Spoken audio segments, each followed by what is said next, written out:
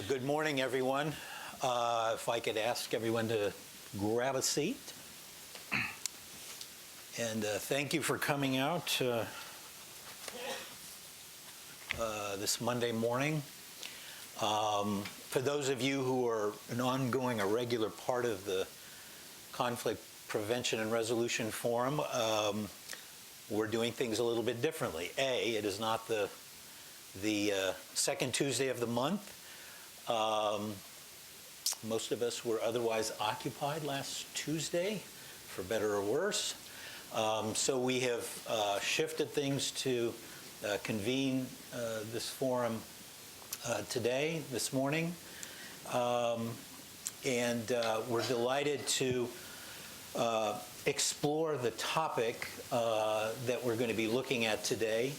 We think this is a very important and appropriate topic for the Conflict Prevention and Resolution Forum, but the broader peace building and conflict management community more broadly. We are webcasting this, and we also have, for those of you who are engaged in Twitter, the hashtag CPRF. So I'm Jeff Helsing.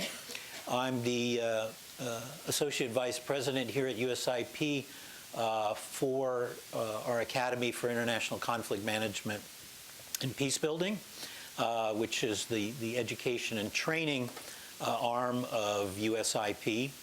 And we are very much an active partner with this forum, along with Search for Common Ground, SICE, and others engaged in the focus on conflict prevention and conflict resolution. And what we're going to do today is sort of broaden the discussion to include the development community as well as the humanitarian relief community. And so we're very pleased to have with us Matt McGuire, the Executive Director the U.S. Executive Director for the World Bank, as well as Michael Talhami, who is joining us from Amman on the screen, and he is with the International Committee of the Red Cross. And then finally, Carla Capel, who is the Vice President for the Applied Conflict Transformation Center here at USIP, who bridges both the development world as well as the peace-building world, having recently served as the Chief Strategy Officer at USAID.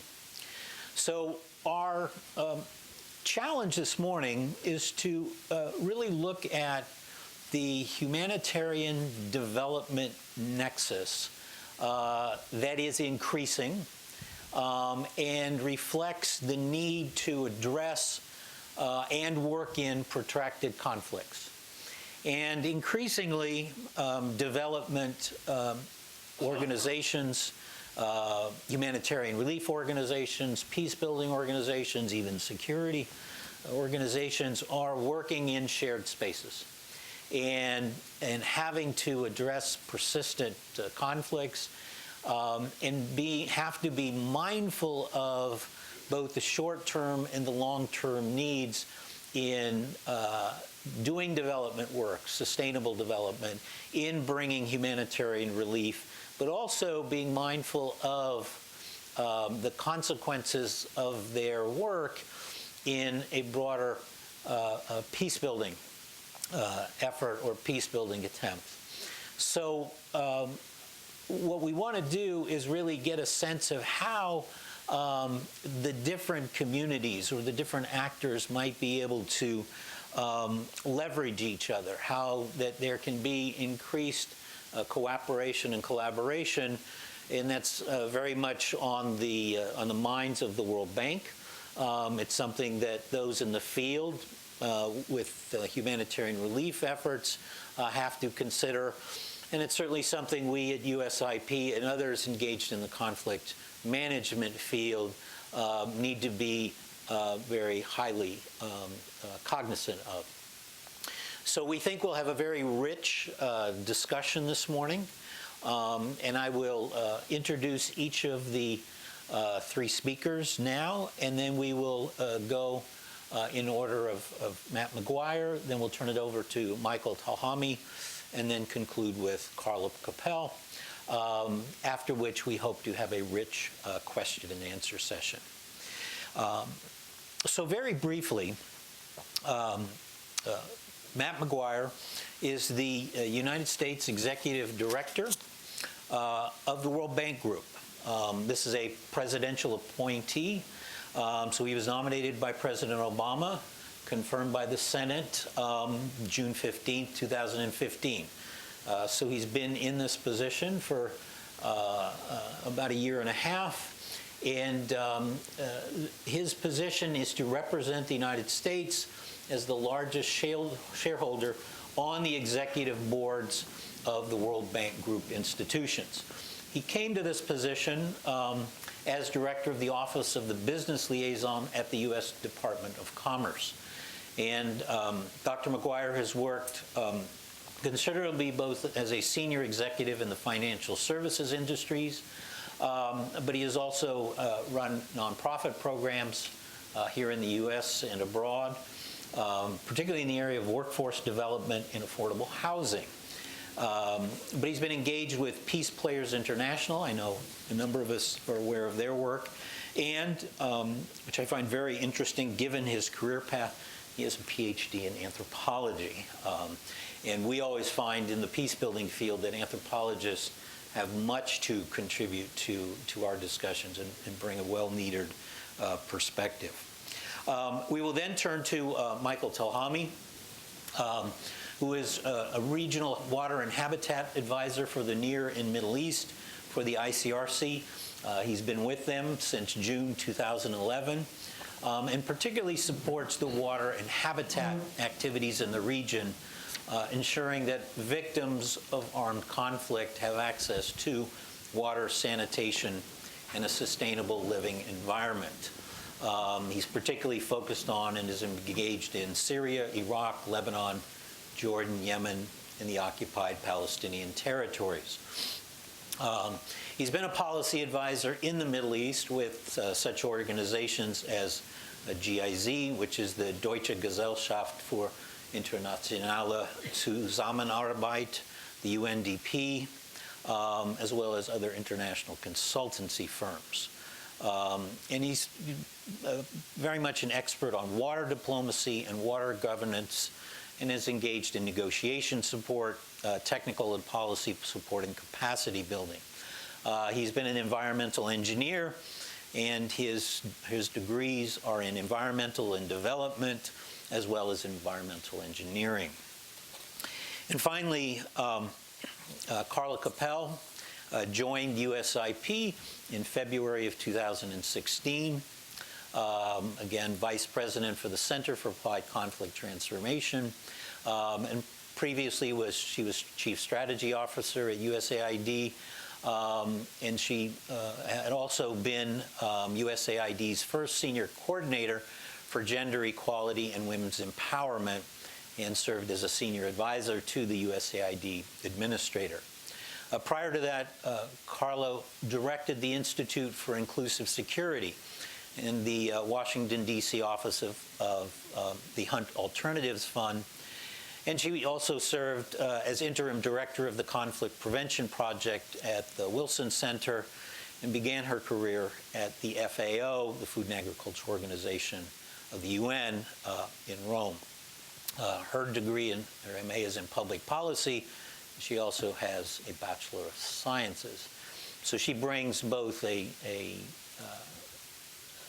perspective that merges development as well as conflict prevention, peace building, and conflict management. So with that, we're delighted you all can join us. And Dr. McGuire, we'll start with you. Thank you for being here. Thank you very much. Is this working? Can people hear me? Okay.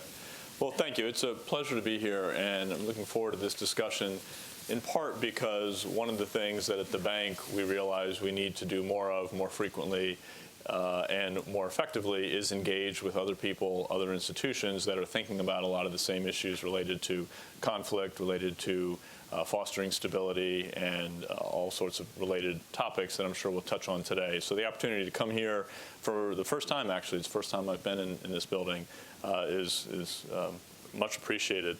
I want to touch on a couple of things, but I want to start with the very big picture, and that is what role the World Bank or economic institutions and or multilateral institutions play in the prevention or the mitigation of conflict generally. And I would go back in a very simple way to why the Bretton Woods organizations, institutions were founded.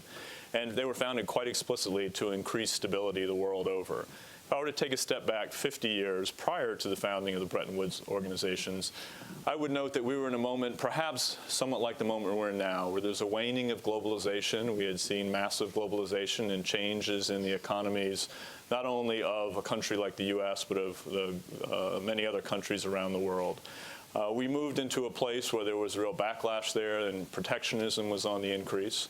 The U.S. actually hired not one, but two successive business people, Warren Harding and Calvin Coolidge, who instituted all sorts of protectionist measures like Smoot-Hawley and a number of other things, which some would argue led us directly into the Great Depression, out of which we saw increased conflict, increased tensions between countries. One could argue, and many historians have, that was much of what brought us into World War II and created an awful lot of the conflict and the fragmentation of the international order that then led to many people saying, we need to think about this differently. We need to create institutions that can help stabilize the global economy, that can enhance cooperation, enhance discussion between nations in such a way that we can prevent a situation where we're walking into two successive global wars in the space of 30 years, which is what we saw in the beginning of the 20th century. So I only go back to run all that down to say we're at a moment where we are in a similar era of waning globalization. There are any number of other developments, including enhanced protectionism and nationalism, that seem to be on the rise and potentially a threat to institutions that have the values that the World Bank and USIP have. And the question I would ask is, what role do places like the bank and USIP and other multilateral institutions play in this particular moment? What we didn't have in the late 1800s, the early 1900s, the first part of the last century, were powerful multilateral institutions like the Bretton Woods organizations, but just as importantly, we didn't have the Organization of American States, we didn't have ASEAN, we didn't have the African Union. I could go down the list. We didn't have this same international infrastructure. And the question that I would pose to all of us is, so what role might we play in mediating some of the forces which some people could argue could be leading us into a direction which will end up looking too much like the first half of the last century?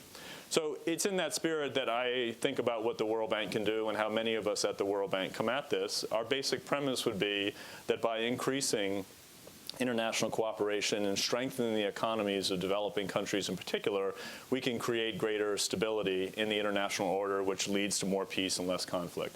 I would point out, because so many people, as they look around the world right now, are quite woeful and look at the downsides, I would note that for the first time in 50, 60 years, we have no live conflicts in this hemisphere. Now, we may have some low-level ones, and people may quibble with that, but we are in a place that we've not been in North and South America in many, many, many years. I would argue a lot of that is because of strengthening some of the economies through liberalizing them in part. I would argue that part of that is because of the increase in democracies over the last 50 years, not only in Latin America but elsewhere. And I would argue it's because of the support and the efforts that many multilateral institutions have played. Again, I mentioned the OAS, I would mention the World Bank and IFC, we could mention any number of other ones. I would mention NAFTA, and I would mention CAFTA, and I would mention some of the other free trade agreements that have happened. The U.S. has half of all its free trade agreements in the world are in this hemisphere, 11 of the 22. So I think there are a suite of things which have led to that, but it's to say that I think we have some evidence of what works in reducing conflict, increasing stability, and we ought to play to more of that and maybe make some changes so that we make those institutions and those policies even more effective, but we ought not to pull back in the other direction. So that's the way I would just frame it broadly and thinking about the role the bank might play.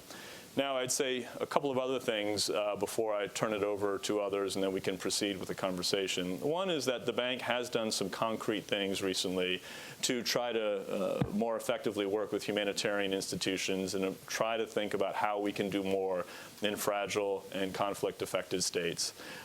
And historically, this is a change. So historically, the bank has not worked in countries where there was active conflict or where things were so transitional that it was hard to know exactly how we went in and what we were able to do effectively. We're trying to engage much more in FCV countries, as we say it, those countries which are experiencing fragility, conflict, and violence. And we're doing it in a way we're trying to increase quite a bit. So we have a lot to learn, because working in countries that are fragile or that have ongoing conflicts often means you have weaker institutions there, and it often means that the government in power is at odds with some other governments around the world, sometimes including the U.S. on a bilateral basis. So the question becomes, how do we really do this? Do we really know how to do it? And we're exploring an awful lot. There are a couple of things that we have done specifically which I would mention. The most important of which in the last year was creating what we call the Global Crisis Response Platform. This is a suite of new products or facilities that allow the bank to work in different ways with countries that are going through fragility and conflict, specifically relating to refugee crises in particular. This is where a lot of the effort began.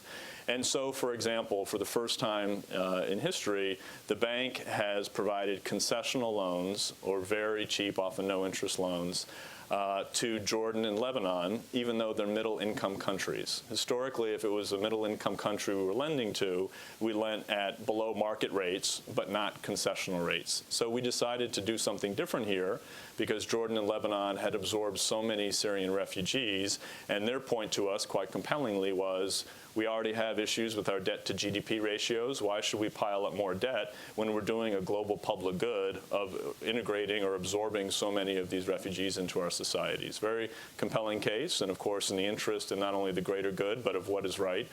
We got together and said, how do we think about what we can do differently? And this is one of the solutions we've come up with. Now, in addition, we are in the midst of trying to secure the funding, the replenishment for IDA. As you all probably know, IDA is the unit of the bank that lends to the poorest countries in the world. Sometimes they're pure grants, sometimes they're concessional loans. But what we have proposed, and we're waiting for all of our shareholder governments to now follow through on and fund, is $2 billion more for those IDA countries which are especially poor to work on issues related to refugees who are come into their countries. You all might know that there are more countries in the Great Lakes region, more refugees in the Great Lakes region of Africa than there are in the Middle East or anywhere else in the world. The oldest and largest refugee camp, you all probably know, is in Kenya. It's been there a long time. But you can go around a number of countries in Eastern Africa and find just thousands and millions of refugees. And so the question is, how do we help those countries? And what we have not wanted those countries to have to do is to borrow against what their normal allocation, if you will, from the World Bank, where they're trying to, let's say, build roads and strengthen their schools and do any number of other things. We have proposed this $2 billion additional dollars specifically for dealing with absorbing refugees who are already there or who are coming in. So the idea is to have a new pot of money so that countries can continue with any number of things they were already trying to do to develop their economies, plus they have resource of this new money as well. We also have proposed that IFC, our private sector lending arm, have a private sector window where it can do more activities specifically in IDA countries. So in this instance, we're trying to strengthen some of those countries' economies that are the weakest in the world, and in many cases often are dealing with either fragility, conflict, or the absorption of refugees moving out of nearby states. So there's some specific things that we've done there, creating new instruments, creating new facilities, trying to target the places where we can be most effective. The third thing I would say, and then I'll stop, is the other very important piece to all this is how we partner more effectively with humanitarian organizations and with others generally. So we all know that official development assistance has declined by 40, 50% in the last decade or so. And so as we look around, places like the World Food Program and others just have much less money to work with, many of those who are coming in and trying to work on humanitarian issues. We don't necessarily have a huge increase in the money that's coming to us either. So what we're trying to do is think about how we can more effectively partner with humanitarian organizations, the UNDP, UNHCR, UNRWA, any number of UN agencies, but also a number of other entities that are out there, ICRC and others, and think about how do we connect more effectively so that we continue to do the development work. We shouldn't be going in and taking over humanitarian work because it's not what we're good at. We don't know how to do it, but we do know how to think about longer-term economic development. We do know how to think about strengthening institutions, whether they're financial, educational, healthcare related, or others. So how do we come in and partner more effectively? And we're really looking for ways, for models of doing that. That is nascent. That is something that will increase over time. But the president of the bank, Jim Kim, has had a very good relationship with Ban Ki-moon, and Guterres, who's coming in, actually started some of this work with the bank early on. So we're hopeful that we'll continue to be able to work with the UN in particular in many places, but we're also hopeful that we'll continue to expand our partnerships and think more creatively about how to team up with private sector entities, other NGOs, and so on. So that isn't something we're in the middle of, and I'm particularly curious to hear any thoughts that others have about models that may work or how lending institutions like the bank, like some of the regional development banks, how we can more effectively partner with one another. We have seen some of this already between as I mentioned, the World Bank and the UN, also the Islamic Development Bank. We've been partnering with them in certain instances.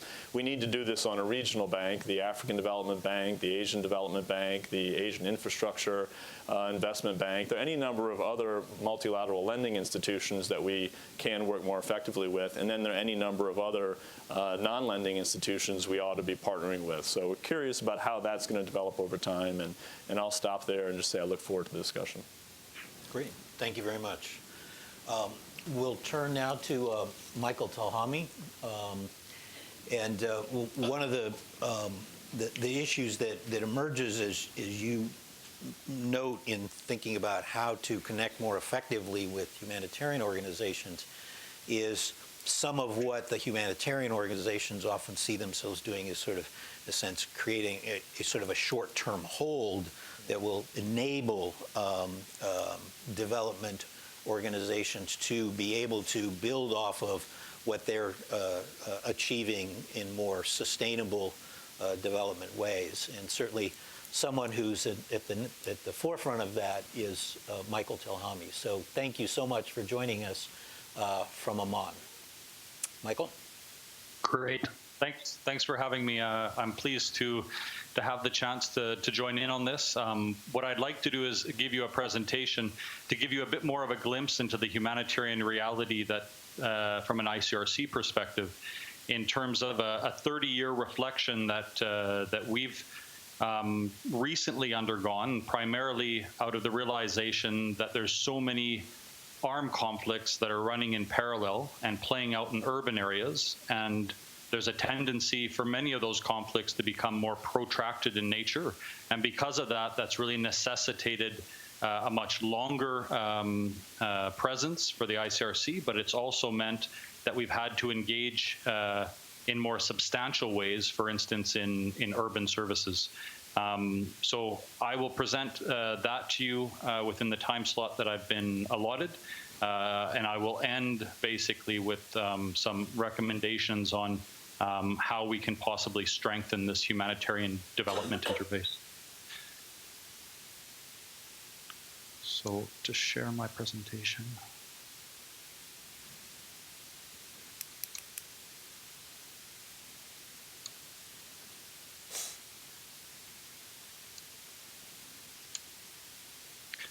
Just let me know when you see it.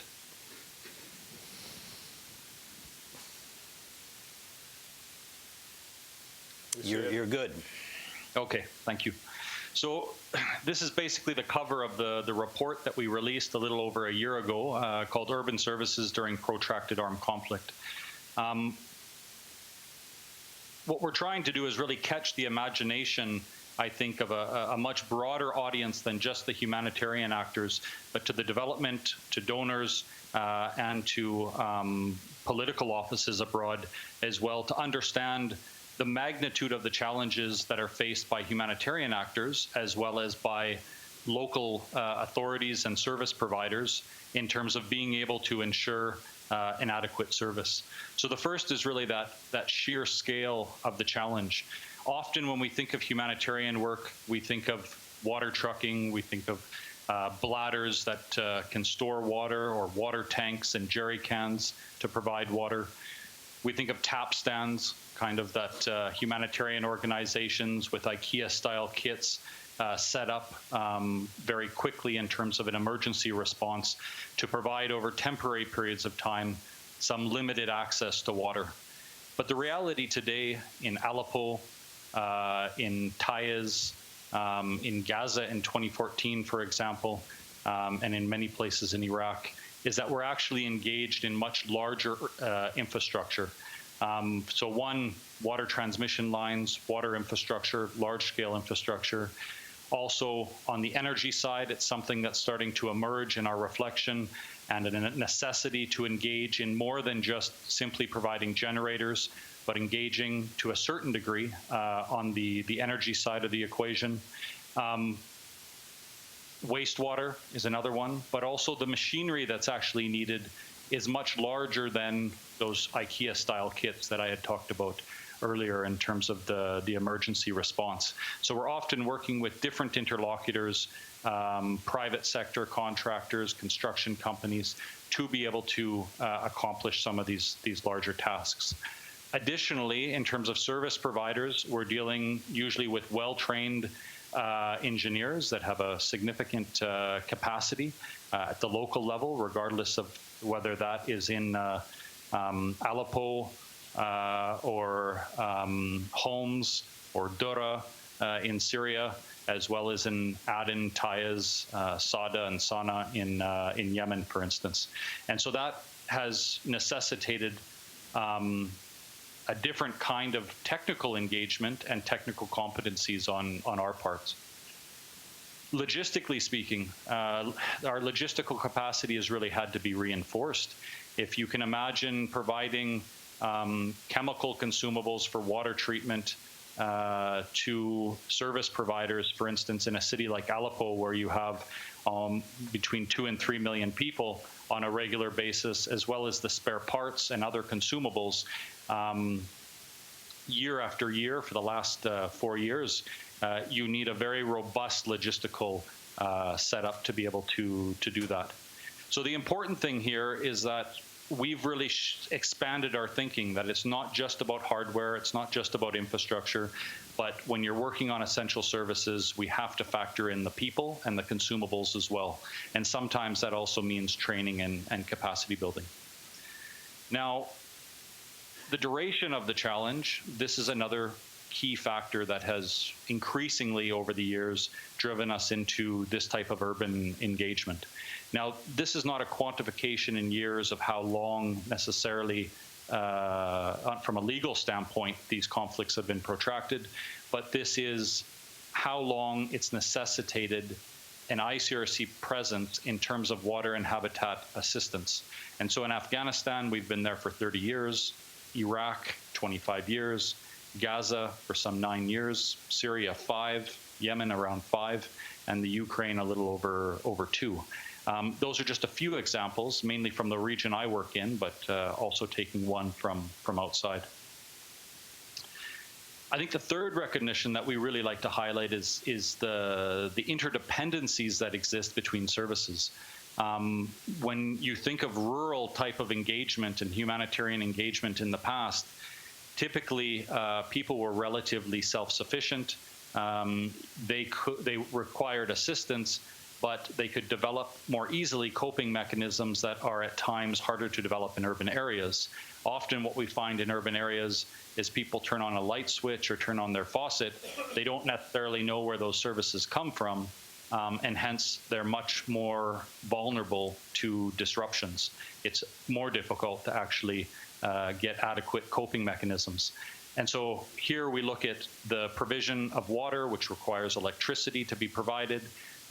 It also needs electricity to be able to pump wastewater to wastewater treatment plants. And of course, hospitals require electricity, water supply, and an adequate wastewater supply just to name a few. And obviously, this is more intersectoral than I've given you, but I've kind of laid out the water and habitat perspective of that. If we look at kind of what's become the bread and butter of a lot of humanitarian organizations' work, or at least those that are engaged in urban services, typically it's geared more towards the rehabilitation of infrastructure.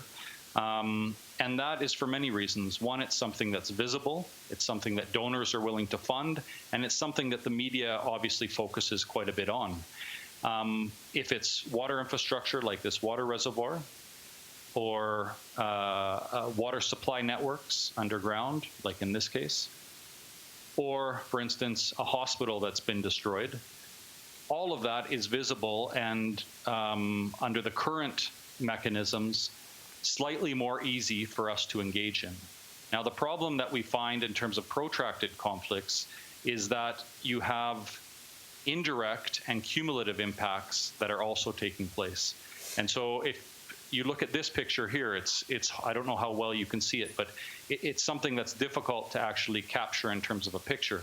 This happens to be in Iraq after some 10 years of sanctions, and you see the level of disrepair a lot of the infrastructure has fallen into simply because of a lack of proper operation and maintenance. The direct and indirect effects basically make up a cumulative impact that becomes harder to reverse during times of protracted conflict. So here's another picture of basically the infrastructure that's fallen into disrepair. And then a pumping station that happens to have most of its parts looted from it.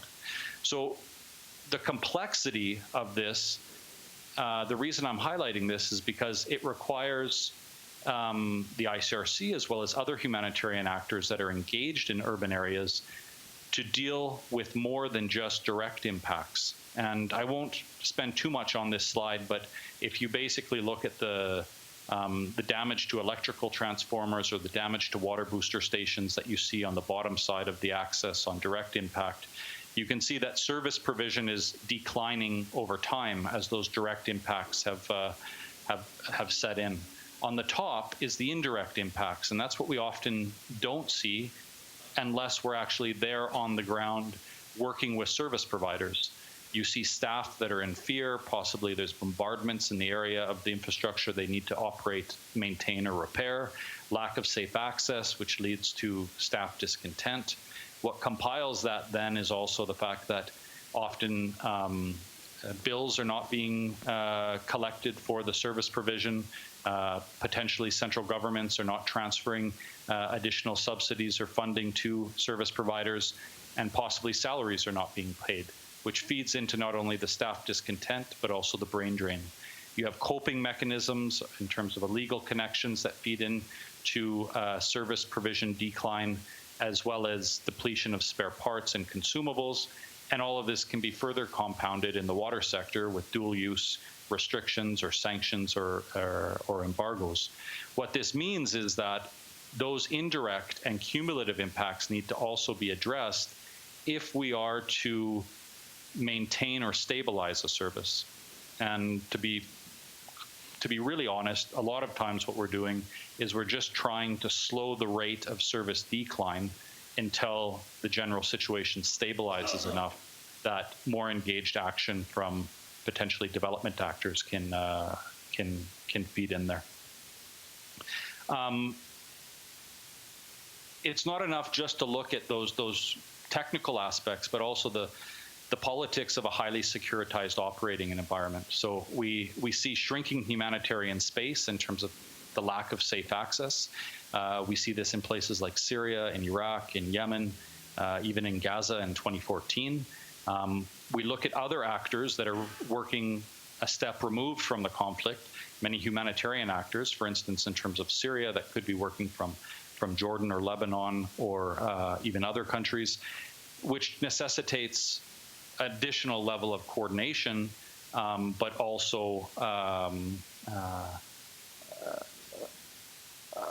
a different analysis in terms of remote management that is beginning to take hold for many humanitarian actors. I wouldn't be working with the ICRC if I wasn't to also raise the fact that there's challenges faced in terms of the lack of respect that we see for the rules of international humanitarian law. The reason why that's important here is mainly in relation to civilian objects, be it infrastructure objects like water for the civilian population, water installations, wastewater installations. And those challenges still arise in part from the lack of respect for IHL and the weaponry used in urban areas.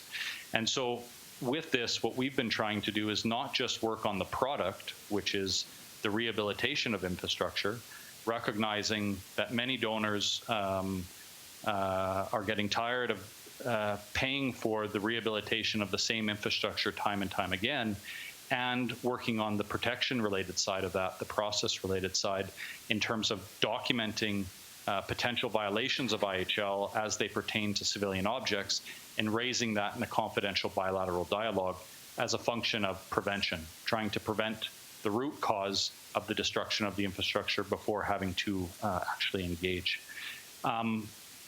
If we look at the humanitarian consequences, I'll quickly go over just a few that we see in terms of the lack of access to the provision of services. Here you can see basically service provision declining over time as a result of direct and indirect impacts. You see these little T's that are there, which is basically a humanitarian organization doing some sort of repair work on the system with the service provider. But over time, you generally see a declining trend in terms of the service provision. When you look at the impact that has on the civilian population, it obviously depends on the access they have to alternatives and other coping mechanisms, but typically it has a negative effect in terms of public health. Additional to that, there's also displacement that's created from a lack of access to services.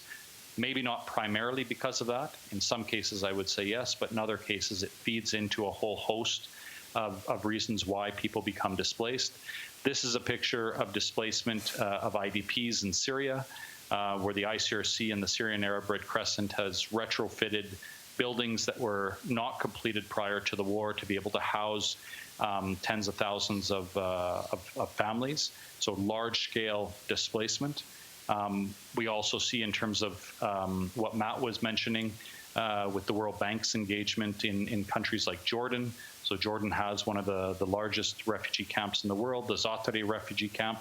Here you can see the main avenue down the middle of the camp, which is filled with shops and stores and barber shops, and then the urban sprawl that comes from that, which is developed over a very short period of 5 years.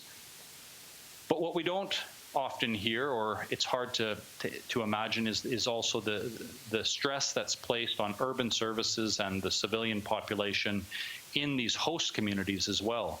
In Jordan and Lebanon, almost 80 to 85% of the population is living amongst the Jordanian and Lebanese population. This picture, if you can see it, I think does a particularly good job of helping us imagine what that stress looks like on services and people. So the solid structures are the houses, Jordanian houses, and in their yards, they've accommodated basically Syrian families. Up to 10 to 15 people now are living in those tents. Prior to the onset of the refugee crisis in Jordan, most of those people were not receiving an adequate quantity and quality of water and service provision. You can imagine how much more difficult it's actually become in this particular area because of the sharp increase in the number of people relying on those services. So when we take that into consideration and specific relation to armed conflicts, one, we're looking to strengthen compliance with IHL as a prevention component, as I said. We're also looking at a broader recognition that it's not just about infrastructure, but it's about people, hardware, and consumables. And with this, it requires a different set of competencies and ways of engaging with actors that possibly some humanitarian organizations are not used to engaging with. Whereas I would say, if we look on the development side, development actors are used to engaging with service providers. We're looking at a level of complexity that we haven't seen in the past in terms of the interconnected nature between services, so water, wastewater, and electricity, as well as hospitals and primary healthcare centers. And we're looking at enhanced ways of emergency preparedness and response, making better use of the limited resources we have to have a longer-term impact in these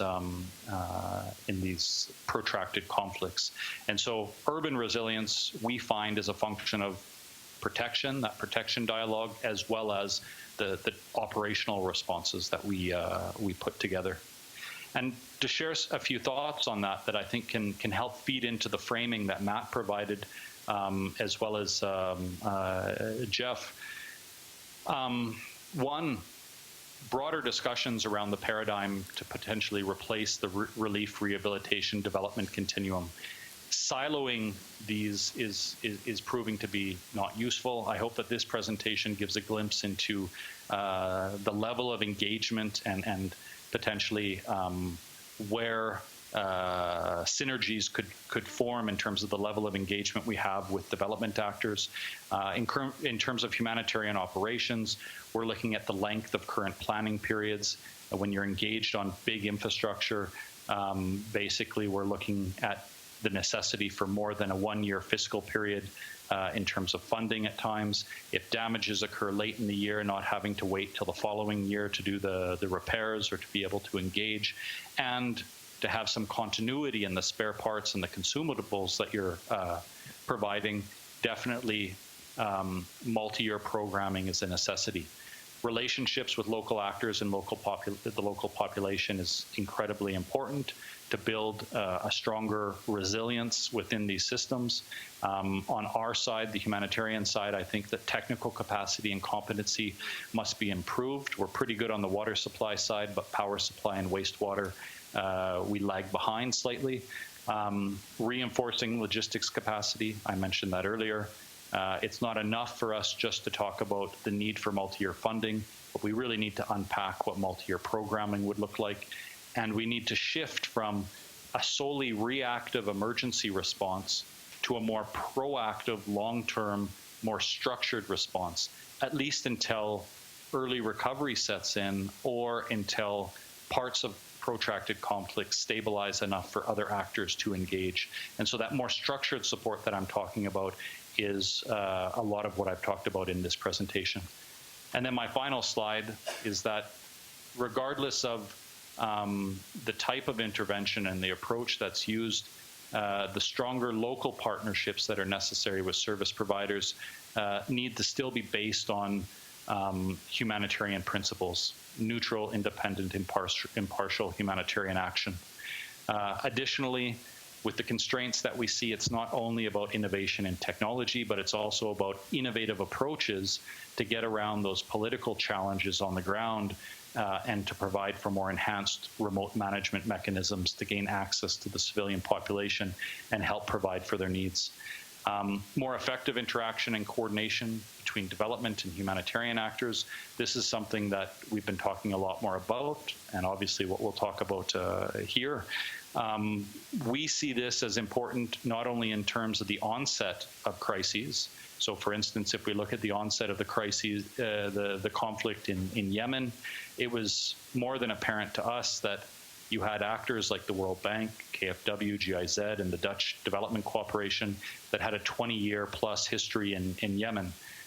It would be ridiculous for us not to try to tap into a lot of that knowledge and the studies that have been done to help inform our humanitarian responses. At the same time, I think we need to be more assertive in reaching out to development actors in early recovery in order to not only have some sustainability to the interventions that we've implemented, but also then to bring them along on the developments that have taken place during that protracted conflict. And I think that there's also room during protracted conflicts, even if it is a step removed from the conflict, that with the type of analysis that we need to factor in terms of water resources management, for instance, or energy supply, to actually have a more sustained engagement of development actors actually during the protracted armed conflict as well. And the final word I'll say in terms of the presentation is the main aim of this is to help then secure development holds against the development reversals of protracted conflict. And I think this is just as worthy of a task if we're talking about, for instance, asymmetric warfare and government-held areas, as well as it is in terms of opposition-held areas.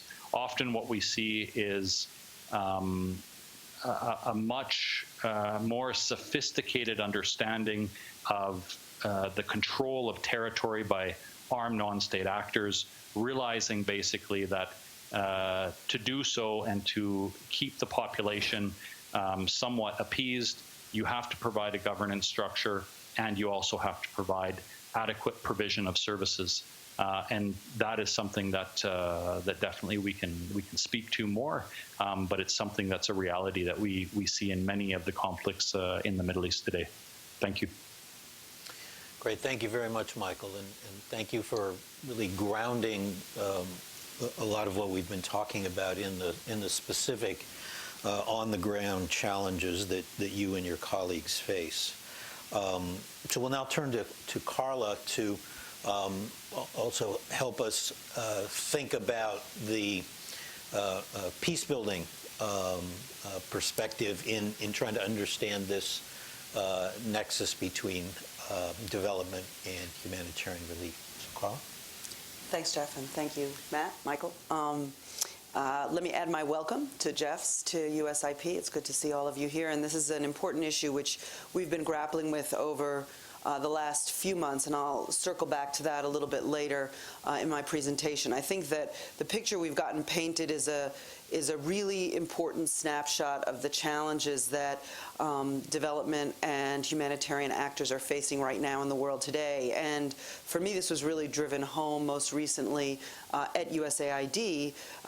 And I'll start with an anecdote, because I was visiting Jordan, and so appropriate that we have you, Michael, here in around 2013. And so we were past the period with the Syria crisis where folks thought that they were moving to Jordan for 6 months and then returning to Syria, and so they brought nothing with them. And it was gradually, there was a realization that this was longer term. I don't think there was a realization that it was going to be quite this long term. But what I saw within the U.S. Agency for International Development was a need to adapt a local office from what had been focused for a very long time on a very big development portfolio that was looking at the long-term development of Jordan, the integration of displaced populations, including Palestinians and Iraqis, to recognize the influx of Syrians and what the implications of that were, both for the structure and operations of the USAID mission, and the development challenges that Jordan, the Jordanian population, the Jordanian government were going to face moving forward, and what that meant for the mission and operations of the organization on the ground. And ultimately what it turned into was a fundamental transformation in the operations of long-term development focus to juxtapose a long-term humanitarian assistance effort on top of that. And you see today in USAID Jordan 2 deputy mission directors, one focused on humanitarian assistance, one focused on long-term development, but working in tandem with the mission director and the U.S. ambassador in that case on how you toggle between the two in ways that enable effectiveness. And there are all kinds of complications related to, for example, the color of the resources that you get for different kinds of operations on the ground, on the politics and the intersection with the as Jeff was alluding to the defense mission of the U.S.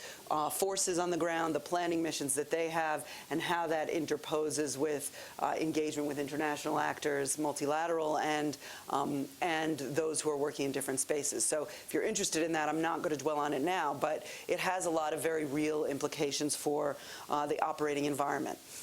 Telescoping out from that, though, what you see is that this is emblematic in Jordan and elsewhere of a broader trend. And Michael referred to the longevity of humanitarian assistance missions, for example, in many countries.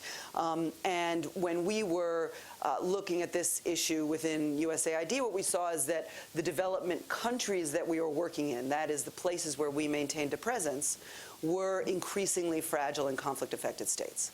So the nature of nations that were getting development resources were the intersection with the nations that faced the kind of fragility, the absence of resilience, and placed them at risk in different ways than if you looked at a standard developing country environment had been the case over time. That had implications for resource flows, that had implications for the preparedness of our personnel, it had implications for the intersections with the defense community, the likelihood of conflict, and how you needed to treat the development mission within that environment. And that was further rendered more complicated by the changing nature of the humanitarian mission. So you did have, as Michael eloquently spoke to, increased swath of urban refugees as opposed to those in camps, with implications for development investments in all of those places. And so what we did was, having put in place a series of global goals. And as you can imagine, if you're looking at a long-term development assistance mission, global goals related to health, related to education, related to combating climate change, was a global goal related to addressing fragility and boosting resilience. And that was the first time that we, within the development assistance community there, were confronting the juxtaposition of these three goals. That is the humanitarian relief goal, the long-term development goal, and the need to confront state fragility and conflict, and to deal with that in a very intentional way. And it played out, again, in terms of our personnel, in terms of our financing and resources, and in terms of the way we were approaching planning, with important implications for the way we thought about how we work together with our colleagues in humanitarian space and in the space related to conflict and defense, as well as implications for the way we simply undertook a development mission. And I think, Matt, you spoke to that eloquently in terms of some of the facilities that have been set up in the World Bank and elsewhere. I should say that I think that this shift in terms of the way we all look at the problem is really we need to think of this as related to global self-interest. Because what we know is that first of all, the maintenance of stability and the building of resilience within these countries will be absolutely essential to the achievement of global goals like the Sustainable Development Goals and how we end extreme poverty. We know that those fragile states are not going to be able to end extreme poverty unless we have a preventive mindset, and we are enabled to think about long-term development goals at the same time that we're meeting humanitarian needs and increasing that degree of stability. We know that, as well, we're not going to be able to manage those intersections unless we begin to think about the ways of doing business differently, and we begin to think about what has been heretofore a set of stovepipes as really parts of one continuum, or a set of actors that need to work together cooperatively and synergistically. So we've had within USIP ongoing something called our Fragility Study Group, which we undertook with Carnegie and CNAS. So it really was intended to do the crosswalk between development, defense, and diplomatic efforts with a good dollop of attention to humanitarian relief operations and humanitarian assistance. And I want to recognize Linwood, who has spearheaded that effort for us under Nancy Lindborg's leadership here, to say, what does it mean to have this growth in fragile states, and how do you tackle that in ways that are smarter and lead to better long-term outcomes? And there are a couple of really important takeaways. One is there needs to be a real focus on prevention. That is, how do you get out in front of some of the challenges that have been highlighted by Michael and Matt in their presentations, to say we can plot a trajectory that both buffers us from the implications of either short-term or protracted crises, such that they don't take away development gains with such profound implications. And I would sort of parenthetically add to what Michael mentioned vis-a-vis infrastructure and service provision to say there's a whole other soft side of development gains that are just wiped out, whether that's in terms of child and maternal mortality, lifespan, education. The statistics for Syria are tragic in terms of generations of development that have been lost as a result of this crisis, and will take an incredibly long time to recover, with implications, by the way, for the ability to maintain service provision, because you're undermining the next generation of people who would have run all of those services. So that prevention is really critical. The second is really increasing the resilience and stickiness of those recovery efforts. So you saw on Michael's graph the sort of downward trajectory. How do you soften that, as he mentioned, and then how do you really build back faster and better? And you're only going to do that by increasing the ability to connect the development and the humanitarian relief and the diplomatic efforts to build that trajectory back more effectively.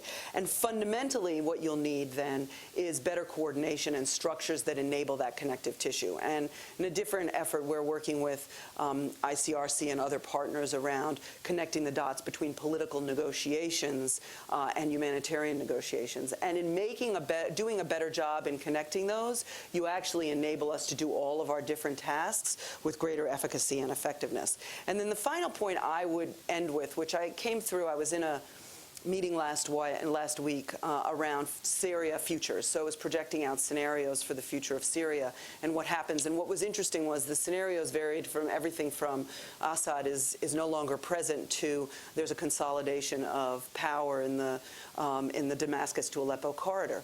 And it was folks that were really focused on the diplomatic, defense, and development efforts. And what came through loud and clear was that we as an international community need to do a much better job of working with local actors on the ground.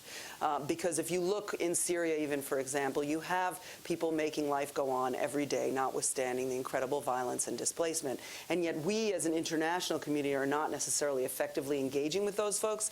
And those folks don't have any choice but to engage in the conflict, on the humanitarian relief operations, in the delivery of emergency services, and in the recovery and reconstruction. And so in working more effectively with those who are already forced by circumstance to cut across those stovepipes, we can really build a better mousetrap. And I will close it there, hopefully opening up the floor for a good discussion and questions. Great, thank you very much. And I think we have we've heard laid out some real challenges, not only as a question of coordination and sort of shifting the mindset to be more preventive, but obviously resources, leadership, strategic thinking that takes us from the local as a way to prepare and coordinate more integrated missions. And where does that nexus lie, and what are the responsibilities? And in a sense, the challenge is how can we, in all of our different organizations, et cetera, take on these challenges? Should it be sort of the big organizations like the World Bank, like ICRC? Do we need, in a sense, more effective coordination, a special coordinator, which in some cases at the political and negotiation level there's been some success in that area? Is that also necessary in the development area? So I think there's a lot of very interesting things that have been raised. And so why don't we open the floor for questions? Just ask if you introduce yourself and your name and your organization. Good morning. My name is Cornelia Weiss. I'm here today in my private capacity, and this is a question for Dr. McGuire. So what troubles me are those conflicts that don't fit within definitions of international armed conflict, non-international armed conflict. So, for example, you raised the Americas, and certainly they're very proud to say that it's one of the most Pacific places on this entire globe. However, the reality is Honduras, El Salvador, Guatemala, you have more deaths per day than you do, say, in Iraq. So and which also results in people fleeing. And to the point where you have children fleeing.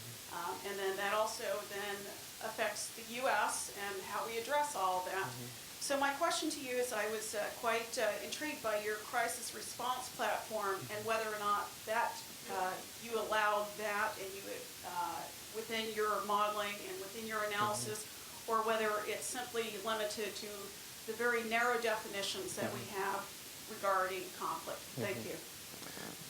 Yeah, you're hitting on the biggest challenge that I've seen in thinking about the question of displaced people, in that, so people always talk about 60 million refugees in the world right now. Well, 20 million of those have crossed a border, 40 million of those are in their home country. And so internally displaced people are, one would argue, actually the larger part of the problem. They're away from their homes, they're away from their existing jobs or their kind of ordinary communities, and yet we don't have as robust a set of interventions there within that country.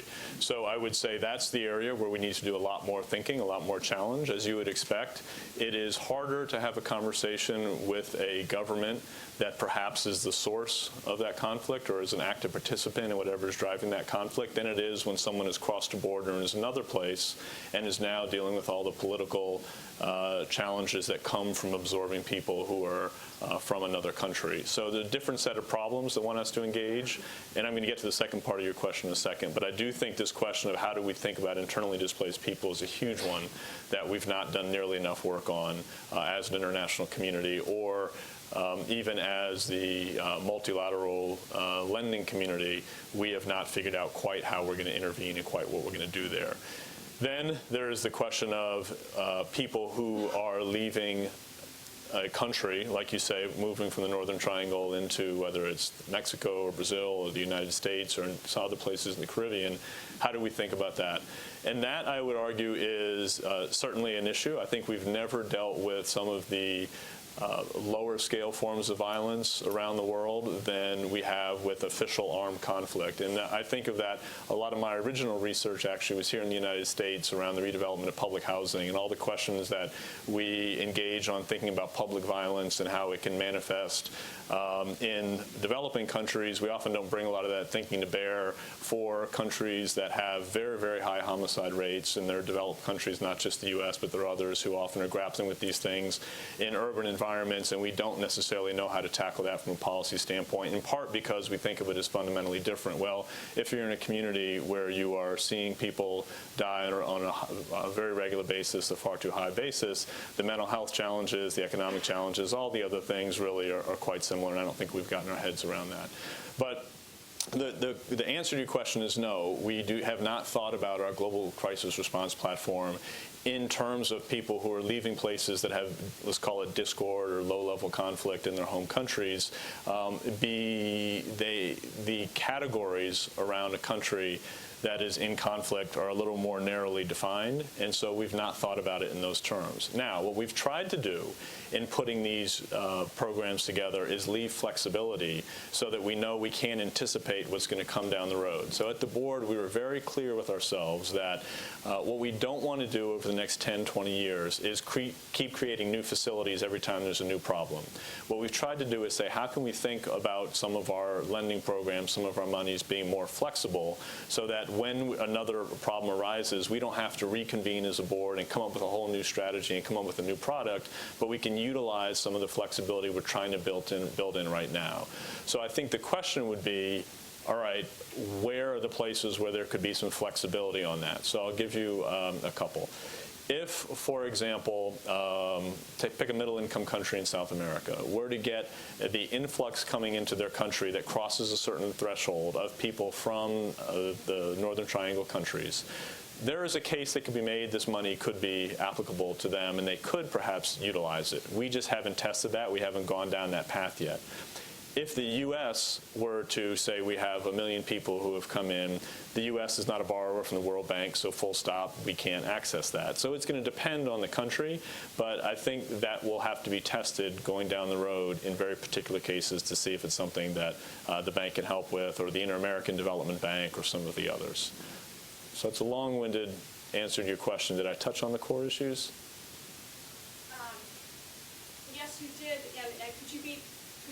go back to the World Bank, can you then also be proactive and say, hey, we need to start looking at this because I anticipate it's going to become an issue, and it shouldn't, I mean, again, I'm not in your world, but it would seem to me that it shouldn't be that you have to wait for another nation state to say, hey, we need some help. Thank you. Right, okay. One thing I would add is the situation in Central America, for example, offers greater opportunities actually for preventive measures to stop the slide. And in fact, there have been interventions even with taking lessons from domestic experiments with gang violence prevention and exporting them to Central America with documented evidence of success. So in that case where you don't have widespread violence, a scale up in investments in prevention actually can pay off in ways that it maybe cannot so well where you have widespread violent conflict in a war zone, for example. Yes, ma'am. Thanks. Maybe. Barbara Hendry, USAID, also proudly an anthropologist. It feels very encouraging that we're having these sorts of conversations. And we had a big global moment quite recently at the World Humanitarian Summit where we talked about the need to bring humanitarian and development practice closer together and to get out of our silos. And as we've heard very eloquently from our ICRC colleague, practice on the ground is grappling with the sort of long-term humanitarian challenges that we're now facing. But it feels that, as usual, thinking and practice on the ground is running ahead of our bureaucratic structures. And even within USAID, we do still struggle with some of our institutional constraints, with the fact that our money does come in different silos and in different flavors, and that we still do have this divide. So I guess my question is it a question of thinking about special coordinators to bridge the divide, or do we need to think about more systemic change? And that includes systemic change in our global institutions, including the World Bank. And I have a question for Dr. McGuire about how really systemic you think this change within the bank is. How much is it actually touching on operations? But particularly at the UN, we have a structure with our UN operational agencies that is not fit for purpose to tackle these kinds of challenges yet. So I wonder, do we need to think about big systemic change, or is the kind of step-by-step special coordinator route the way to go? So I'd be curious to hear Jeff's thoughts on the special coordinator. I'll give you my thoughts. You're absolutely right. Bureaucratic institutions move a little more slowly here. And so it's one step at a time. I think the creation of new facilities is the way that at least the World Bank changes. So it changes through actual operations in actual countries where people craft something and can show success, and then other people pick up on that, and that's how change comes. It comes a bit slowly at the bank. So I think that we're going in the right direction. I think there are two questions I would ask. One, but is that going to be rapid enough for the problems that we're facing, or do we need a much more catalytic change in the way we do things? I don't know that I have a fully developed opinion on that. But what I would say is the questions that were very interesting and what Michael was talking about is if you look at the actual functions of who is good at what and who can actually get things done, an awful lot of what Michael was pointing to is large-scale infrastructure development. And the question would be, so who has experience in that, who's really good at it? Then you might look at violence prevention and how that ties into political stability, and it may be that USAID is very good at that and can advance those models. The infrastructure development, perhaps the bank is very good at. So I think we ought to be thinking less about what's humanitarian, what's development, what's rehabilitation, what's reconstruction, and think more about what are the actual functions that need to happen, what are the actual operations, and then who's best positioned to go in and work on those things. My bias, and let me just back up. One thing I would say that I think a lot of people have heard, but it's worth reminding ourselves, is that refugees are almost never anywhere short term. I mean, the data, depending how you slice it, is that most refugees over the past 60 years have stayed in their host country for 9, 10, 17 years, again, depending how you slice it. The point is, you're talking a decade. No one comes for a year and 18 months and goes back home. Interesting, I'm oversimplifying here, but the point is the data is very clear. People are in new countries for a long time. The other interesting thing is it's a bit counterintuitive, but those people most likely to return to their home countries are those who succeed economically in their host countries, because you're not going to go back to a place and rebuild your house unless you've accumulated some capital and you have some money and wherewithal to do it. If you're on a purely subsistence basis, it's much harder to go back home. So getting back to the point of self-interest, a lot of what we're trying to explain to countries is the more amenable you are to giving people work permits and towards allowing them to set up some small businesses and to accumulate money, and the more welcome you are, the more likely it is that they will leave if that's your end goal. It depends country to country. So I think we have to think quite differently about what our end goal is. We have to think about who is good at those various things. And one of the pieces there that gets back to Michael's presentation is, so who has expertise in actually working in these environments? So we do an awful lot around urbanization all over the world at the World Bank, and in many instances we're quite good. We have much less experience in urban environments that have the daily violence that Michael is talking about and that are in the state of institutional disrepair, if you will, as compared to the ICRC. So part of the question is, well, what are the things that we can learn? What can we incorporate into some of what we're doing? Or how do we think about models where perhaps we do some of the basic financial analysis and we do some of the procurement and the contracting, but some of the on-the-ground operation is run by somebody else? I don't know, but I think we need to think about exactly what needs to be done and who can do it, as opposed to who's responsible for X, Y, or Z. The one thing I'll say, and then maybe Jeff will want to jump in and argue with me, the reason I'd be wary of a special coordinator is these big bureaucracies have way too much bureaucracy already, and the idea of laying in someone else who will be a coordinator makes me nervous and slowing everything down. So I would be biased against that, but we certainly try to do donor coordination in any number of countries. Certainly in Oman, we have, with USAID and DFID and any number of others, all sorts of efforts to try to coordinate some of what we're up to. I'm a bit wary of having someone else in there as a traffic cop on all that, but I'd be curious to hear your thinking more. Well, part of it is in some of the political missions, one of the obstacles has been sort of the notion of we. Too often that you have actors that actually have an agenda that reflects their particular set of objectives or goals on the ground. Mm-hmm. And what in successful cases of coordination where you've got someone who is sort of thinking at a bit of a higher level to understand the consequences mm-hmm. of, the development objectives as they relate to political objectives, as they relate to security objectives. And if you let one sort of drive a mission without sort of getting others to see what the perspectives of... Not an issue, so a step removed from the actual armed conflict itself.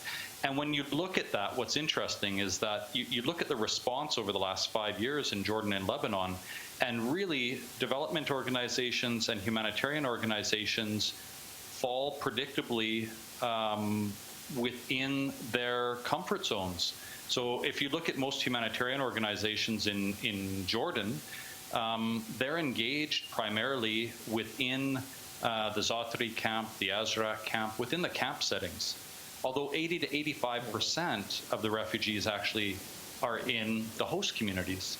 And to a large extent, I think a lot of actors were thinking, well, it will take time, but the development actors will adapt.